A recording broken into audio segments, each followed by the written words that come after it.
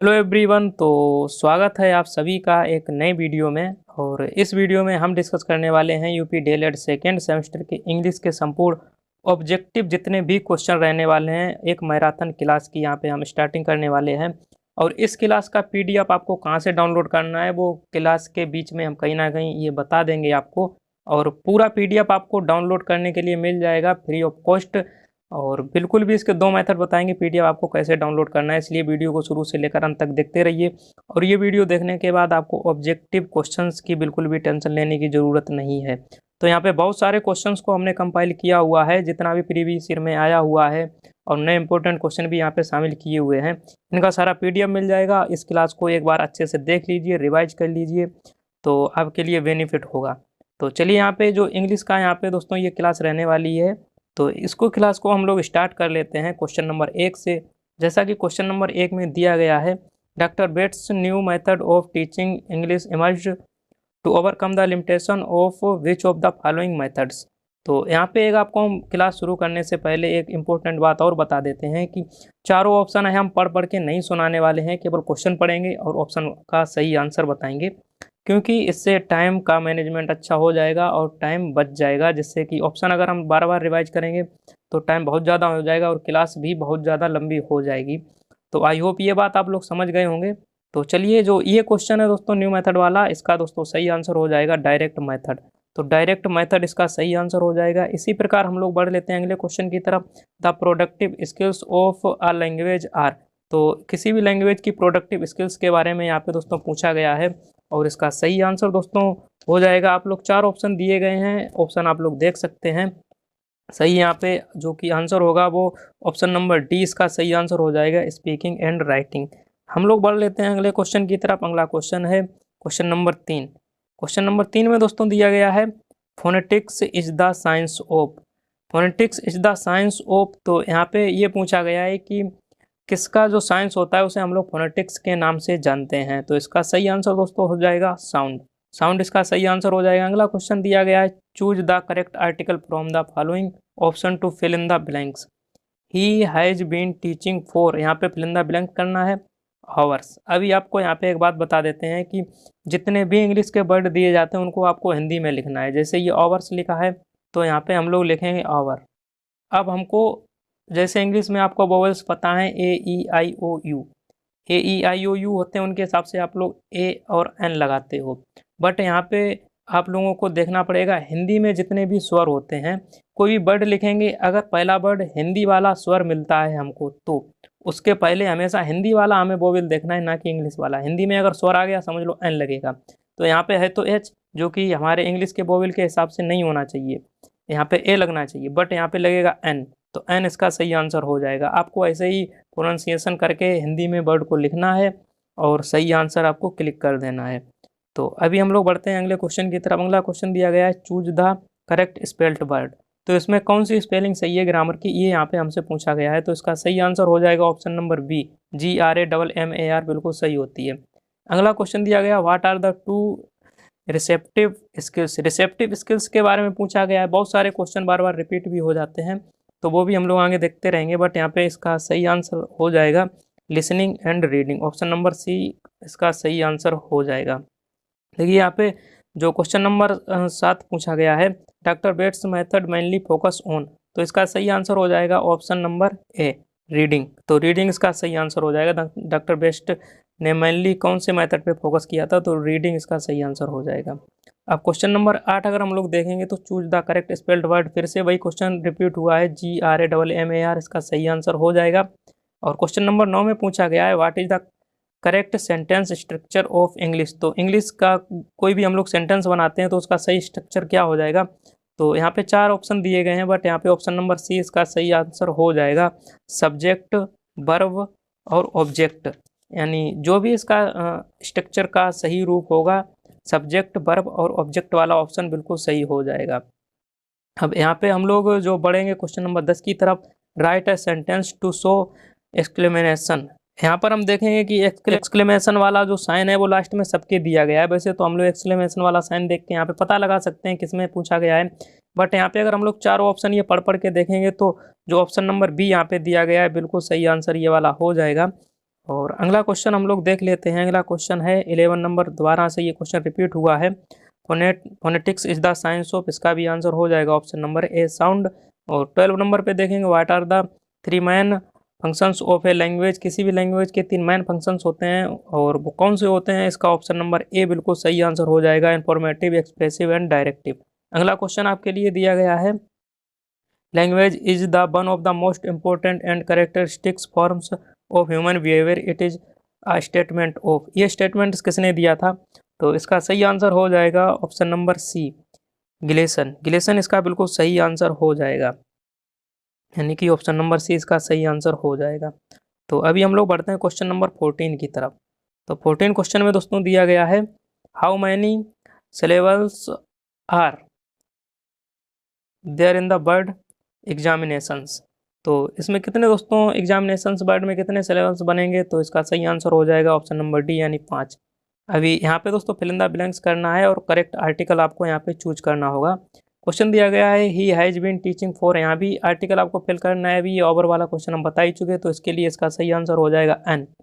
अब question number 16 में दिया गया, हु इन्वेंटेड बाइलिंगुअल मेथड, तो बाइलिंगुअल मेथड किसने दिया था, ऑप्शन नंबर सी, ये इंपॉर्टेंट क्वेश्चन है, प्रोफेसर सीजे डॉडसन।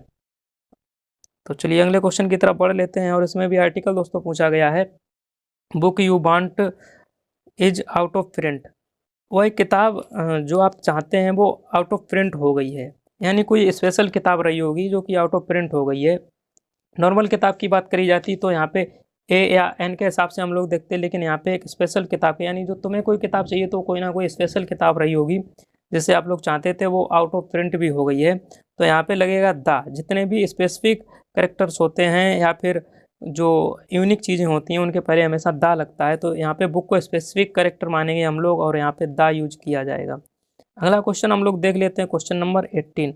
तो क्वेश्चन नंबर 18 में दोस्तों यहाँ पे आप लोग देखोगे कि the superlative degree of beautiful is, beautiful की सुपरलेटिव डिग्री यहाँ पे पूछी गई है। तो ब्यूटीफुल की सुपरलेटिव डिग्री हो जाएगी मोस्ट ब्यूटीफुल, जिसके भी पहले आपको मोस्ट लगा हुआ मिल जाए समझ लो वो सुपरलेटिव डिग्री होती है, और जिसके भी पहले दोस्तों मोर लगा हुआ मिल जाए समझ लो कंपैरेटिव डिग्री होती है। क्वेश्चन नंबर 19 यहाँ पे दिया गया, in which method is mother tongue use during the early stages to explain the meaning of new words, phrases, idiom, sentences etc। तो क्वेश्चन नंबर 19 को आप लोगों ने दोस्तों रीड कर लिया होगा और इसका सही आंसर हो जाएगा ऑप्शन नंबर सी, यानी इसमें जो मदर टंग के बारे में पूछा गया है तो ये भी दोस्तों बाइलिंगुअल मेथड या फिर अप्रोच मेथड जिसे बोलते हैं, इसका सही आंसर हो जाएगा। तो अगले क्वेश्चन की तरफ हम लोग बढ़ लेते हैं। इसमें दोस्तों पूछा गया है कि करेक्ट प्रोपोजिशन इसमें से कौन सी होगी, ही डाइड और कलर्स के लिए पूछी गई है, तो कलर्स से पहले हमेशा याद रखना है आपको कि कलर्स से पहले हमेशा ऑफ लगता है, तो इसका सही आंसर ऑफ हो जाएगा, यहाँ पे प्रोपोजिशन ऑफ फिल की जाएगी। अगला क्वेश्चन आपको दिया गया है, विच method is a Midway between translation come grammar method and direct method, तो यहाँ पे ग्रामर मेथड और डायरेक्ट मेथड दोनों के बीच में जो ट्रांसलेशन के लिए मेथड यूज किया जाता है उस मेथड को क्या बोला जाएगा, यहाँ पे 21 नंबर में पूछा गया है और इसका सही आंसर हो जाएगा बाइलिंगुअल मेथड। बाइलिंगुअल मेथड ही दोस्तों दो भाषाओं का जो रूपांतरण होता है उसे बोलते हैं। अगला क्वेश्चन दोस्तों पूछा गया है कि what is the full form of TLM, TLM का फुल फॉर्म यहाँ पे पूछा गया है, तो TLM का फुल फॉर्म हो जाएगा option number C. Option number C में दोस्तों दिया गया है teaching learning material, teaching learning material TLM का फुल फॉर्म हो जाएगा। यहाँ पे भी प्रपोजिशन फिल करवाया गया है क्वेश्चन नंबर 23 में, वी गॉट डिफ़िकल्टीज, तो डिफ़िकल्टीज से पहले प्रोपोजिशन क्या आने वाली है, तो इसका सही आंसर हो जाएगा option number D into, option number D इसका बिल्कुल सही आंसर हो जाएगा। चलिए अगले क्वेश्चन की तरफ बढ़ लेते हैं। क्वेश्चन नंबर 24 यहाँ पे आ गया है और 24 में पूछा गया है what are the 2 productive skills, productive skills वाला क्वेश्चन फिर से रिपीट हुआ है और बहुत सारे क्वेश्चन ऐसे होते हैं जो प्रीवियस ईयर में पूछे जाते हैं, बार बार रिपीट होते रहते हैं, तो इसका सही आंसर हो जाएगा option number B. Option number B इसका बिल्कुल सही आंसर हो जाएगा, speaking skill and writing skill. Question number 25 में दिया गया है a language can be acquired through, तो a language can be acquired through, किसी भी लैंग्वेज के लिए कौन कौन सी थ्रोट एक्वायर्ड हो सकती हैं, उसके लिए एक्सपोजर, मोटिवेशन, रिपीटेशन, ये जो 3 दिए गए हैं ये तीनों इसका सही आंसर हो जाएगा। तो यानी यहाँ पे अगर हम लोग देखेंगे तो ऑल ऑफ द एबव जो ऑप्शन दिया गया वही सही आंसर हो जाएगा। क्वेश्चन नंबर यहाँ पे जो दिया गया है 26, what are the two productive skills. Two productive skills के बारे में पूछा गया है। तो टू प्रोडक्टिव स्किल्स का सही आंसर हो जाएगा ऑप्शन नंबर बी, स्पीकिंग और राइटिंग। स्पीकिंग और राइटिंग इसका सही आंसर हो जाएगा।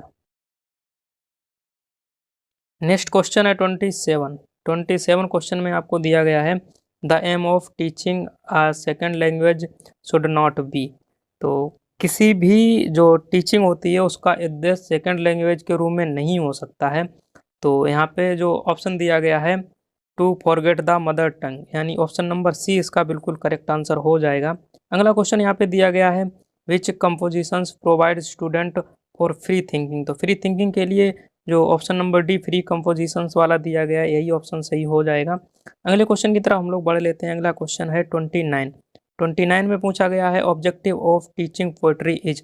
Objective of teaching poetry is, इसमें दोस्तों 4 ऑप्शन दिए गए हैं 29 में। तो इसका सही आंसर हो जाएगा ऑप्शन नंबर डी, यानी ऑल ऑफ दीज, एंजॉयमेंट, कम्प्रीहेंशंस, एप्रिसिएशंस, ये चारों इसके ऑप्शन सही हो जाएंगे। सॉरी, 3 ऑप्शन सही हो जाएंगे। तो इसका सही आंसर जो होगा वो ऑप्शन नंबर डी हो जाएगा, ऑल ऑफ दीज। अगला क्वेश्चन दिया गया है हु इन्वेंटेड बाइलिंगुअल मेथड्स। तो ये क्वेश्चन फिर से रिपीट हुआ है और उसका सही आंसर हो जाएगा, जैसे कि इंपॉर्टेंट क्वेश्चन है, प्रोफेसर सीजे डॉडसन। अगला क्वेश्चन दिया गया है new method is related to. नया मेथड किससे संबंधित है, ये यहाँ पे पूछा गया है। तो 31 में इसका जो सही आंसर हो जाएगा वो ऑप्शन नंबर ए डॉक्टर बेस्ट से हो जाएगा। और क्वेश्चन नंबर 32 पूछा गया है करेक्ट प्रोपोजिशन यहाँ पे फिल करानी है। आई कैम, यहाँ पे फिल इन द ब्लैंक्स दिया गया हिज रिक्वेस्ट।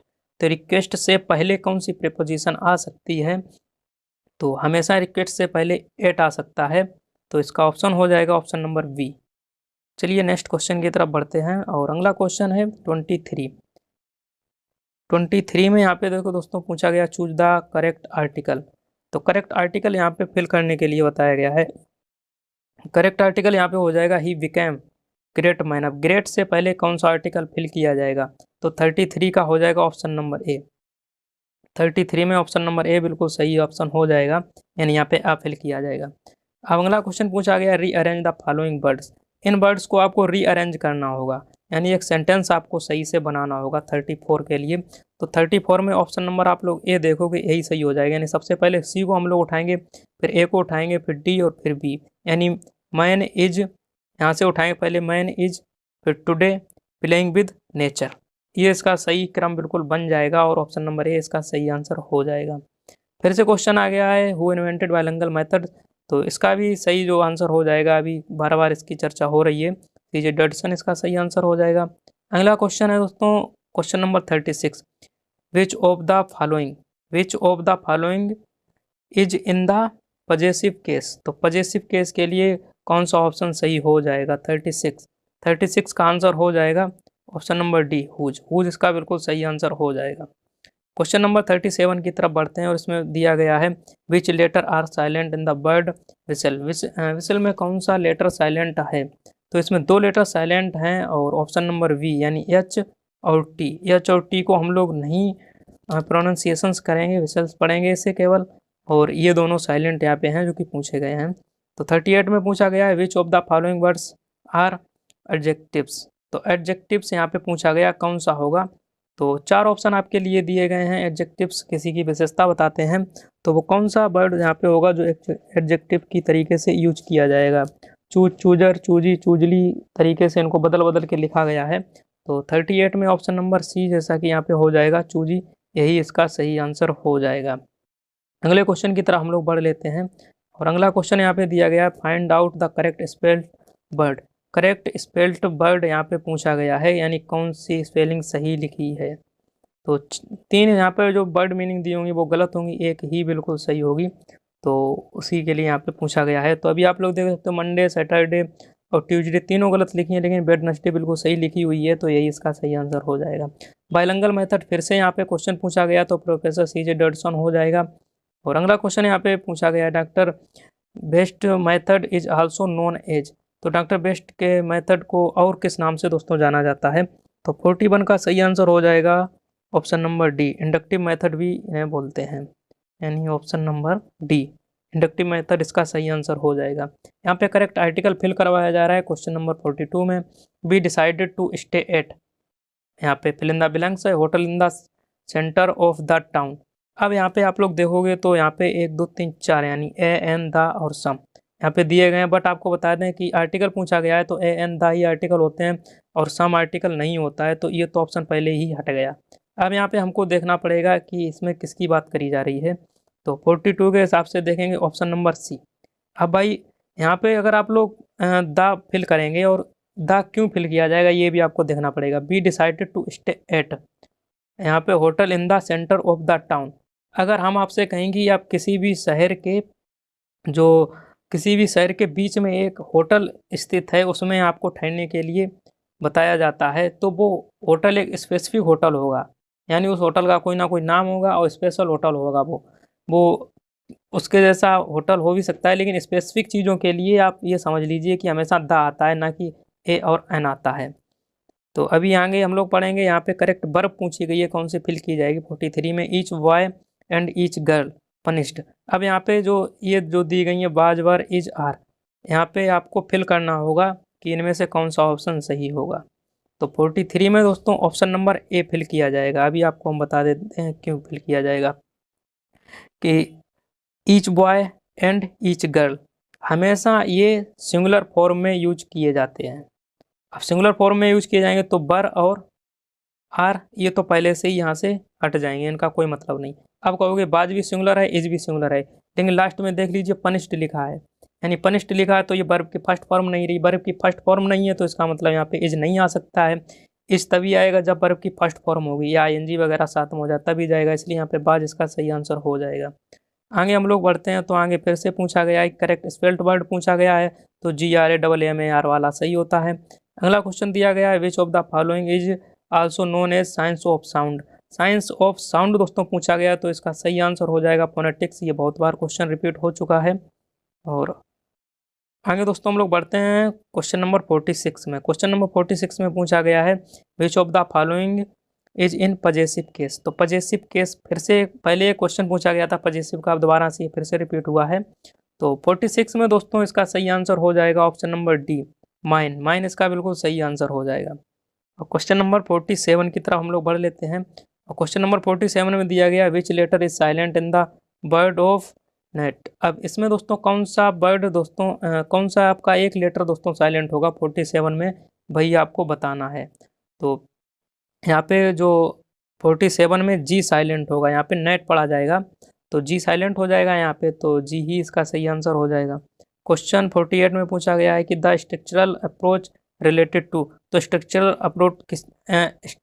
अप्रोच किससे रिलेटेड होती है, तो यहाँ पे 4 ऑप्शन दिए गए हैं, तो 48 का दोस्तों सही आंसर हो जाएगा ऑप्शन नंबर सी, यानी ऑप्शन ए और बी दोनों हो जाएंगे, यानी वर्ड पैटर्न और सेंटेंस पैटर्न ये दोनों इसके सही आंसर हो जाएंगे। तो चलिए क्वेश्चन नंबर 49 की तरफ बढ़ते हैं। और पूछा गया है Friday is the day of the week. तो फ्राइडे जो है वो कौन सा दिन होता है ये यहाँ पे पूछा गया है। तो आप इस हिसाब से अगर काउंट भी करेंगे तो भी आप लोग देख सकते हो कि फ्राइडे छठा दिन होता है। आप लोग काउंट करेंगे मंडे से, तो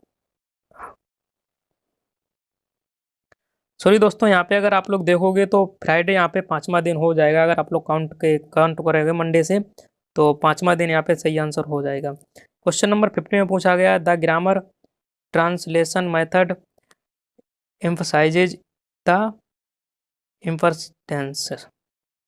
तो यहाँ पे इम्पोर्टेंस लिखा है, यहाँ पे दोस्तों ये बीच में हाइफन लगा है, तो इसको अलग अलग नहीं पढ़ना है अभी जैसा कि हम पढ़ रहे थे। तो इम्पोर्टेंस ये पूरा शब्द हो जाएगा ऑफ। तो इसका दोस्तों 4 ऑप्शन दिए गए हैं, इसमें सही इसका आंसर हो जाएगा option number B. Option number B में दोस्तों दिया गया है रीडिंग। अगला क्वेश्चन हम लोग बढ़ेंगे, यहाँ पे अगला क्वेश्चन दिया गया है the direct method term was coined in. तो डायरेक्ट मेथड का टर्म जो है वो कब हमारे मतलब अस्तित्व में आया था, या फिर इसे कुछ भी समझ लीजिए कब उसे लिया गया था। तो 51 का जो सही आंसर हो जाएगा वो ऑप्शन नंबर बी, यानी 1901 में लिया गया था ये, 1901 इसका सही आंसर हो जाएगा 1901। तो अगले क्वेश्चन की तरफ बढ़ते हैं। अगला क्वेश्चन दिया गया है द कम्युनिकेटिव अप्रोच आर। तो कम्युनिकेटिव अप्रोच कौन से होते हैं दोस्तों, यहाँ पे 4 ऑप्शन दिए गए हैं, तो 52 का सही आंसर हो जाएगा option number B. Option number B में क्या दिया गया है लर्नर सेंटर्ड अप्रोच, तो लर्नर सेंटर्ड अप्रोच इसका सही आंसर हो जाएगा। 53 में दिया गया which one is not in the simple visual aids, तो इसका सही आंसर कौन सा हो जाएगा? 53 का ऑप्शन नंबर डी रेडियो। तो सिंपल विजुअल एड्स कौन सा नहीं होता भाई? ब्लैक बोर्ड भी हम लोग सामने से देख सकते हैं, चाक बोर्ड भी सामने से देख सकते हैं, बुक भी सामने से देख सकते हैं। अब रेडियो है, रेडियो से तो केवल आवाज़ आती है सामने, तो ये सिंपल विजुअल एड्स नहीं हुआ ना, वो तो हम लोग सुनते हैं, तो विजुअल कहाँ से उसे कर पाएंगे। तो अगला क्वेश्चन है 54 की तरफ हम लोग बढ़ेंगे और 54 में पूछा गया है who will be invaded by bilingual method. So bilingual method वाला पता नहीं कितनी बार ये क्वेश्चन रिपीट होगा, तो इसका आंसर ऑप्शन नंबर सी हो जाएगा, प्रोफेसर सीजे डॉडसन। 55 में पूछा गया मेथड्स या approaches of teaching English is, यहाँ पे जो टीचिंग इंग्लिश का कौन सा मेथड यहाँ पे सही होना चाहिए, तो 55 का इसका आंसर हो जाएगा ऑप्शन नंबर डी, यानी ऑल ऑफ देम।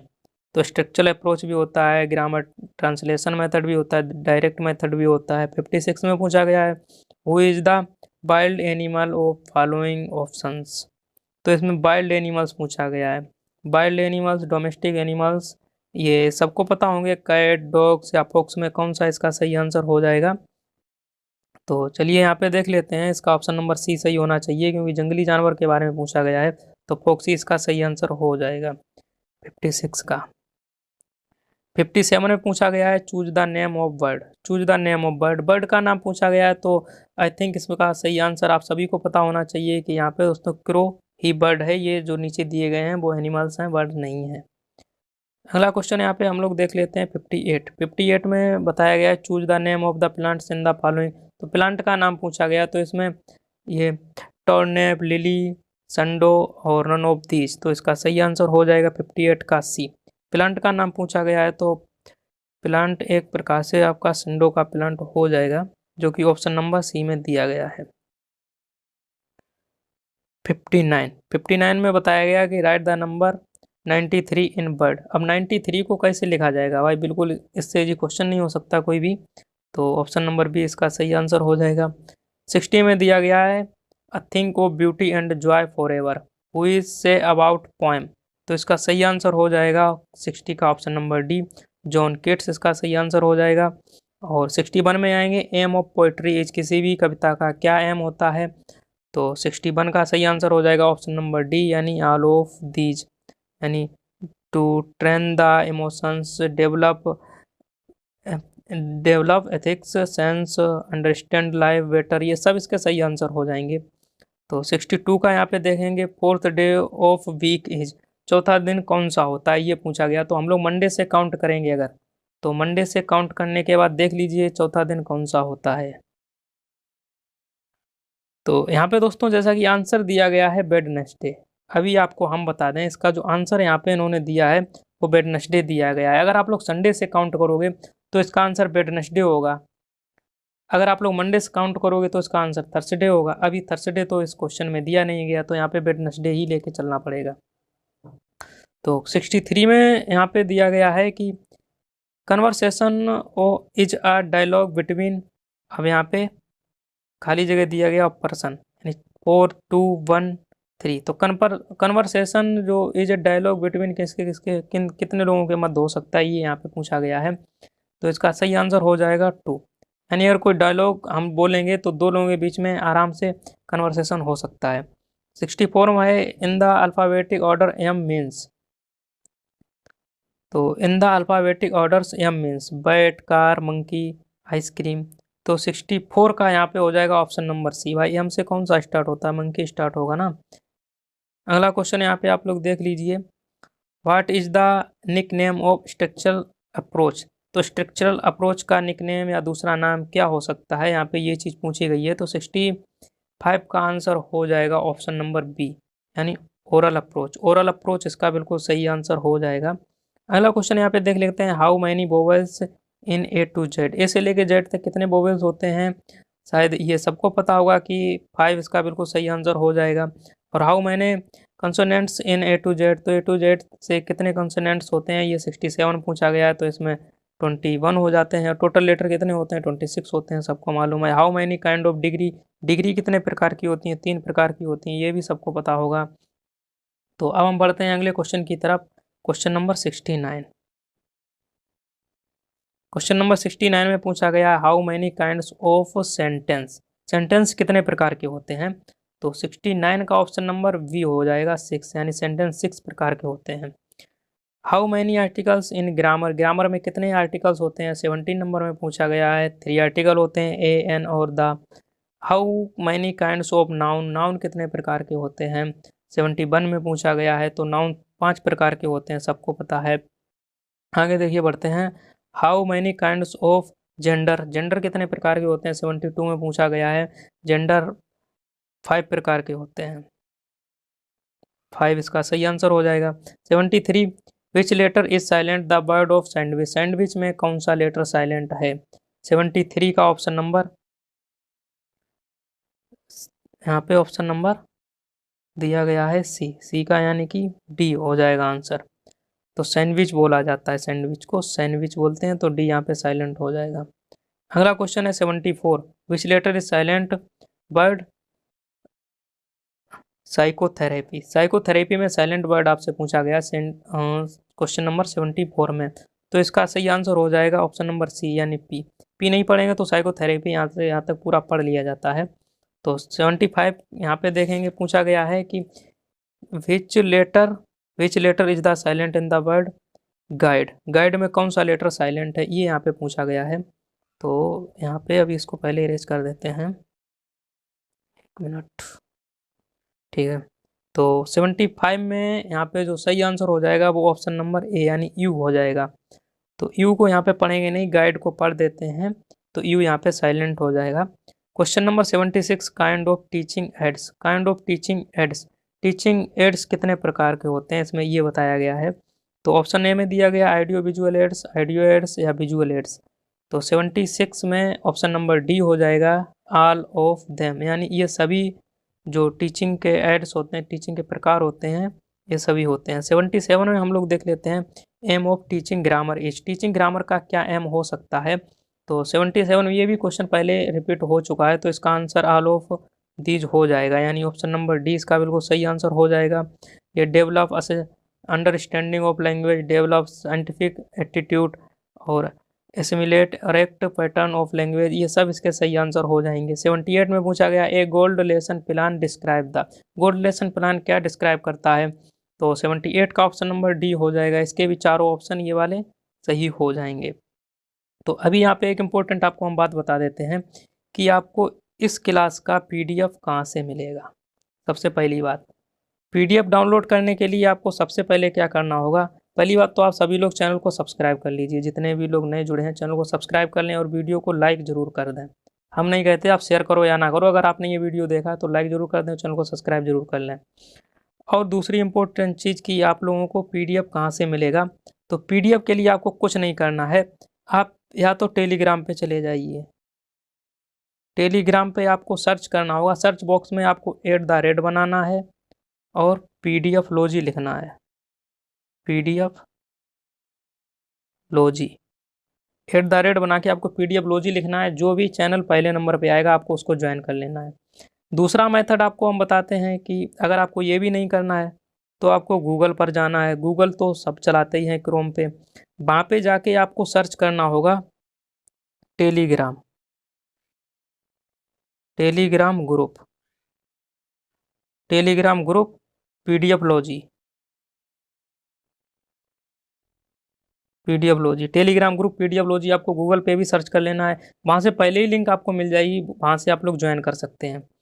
और आपको एक तीसरा तरीका बता देते हैं PDF के लिए, आपको इसी वीडियो के डिस्क्रिप्शन में जाना है, वहाँ पे एक लिंक दी गई होगी, वहाँ आप लोग डायरेक्ट क्लिक करेंगे तो सीधे आप लोग वेबसाइट पर पहुँच जाएंगे, वहाँ से आप लोग PDF डाउनलोड कर पाएंगे। DLED के जितने भी आप चाहो उतने PDF डाउनलोड कर सकते हैं। आई होप ये क्लास पसंद आई होगी। वीडियो देखने के लिए आपका बहुत बहुत धन्यवाद।